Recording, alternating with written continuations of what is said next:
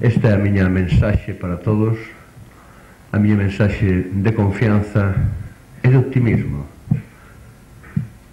Eu son optimista, como somos os homes e mulleres do BNG, porque non estamos sometidos ao andacio da alienación colonizada.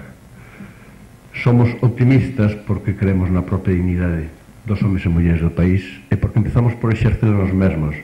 Somos optimistas porque estamos liberados do auto-odio. Somos optimistas mesmamente porque sabemos tamén calibrar que importancia, que nivel, que forza teñen aqueles atrancos con que temos que enfrentarnos, pero sabemos mesmamente que esos atrancos son superáveis.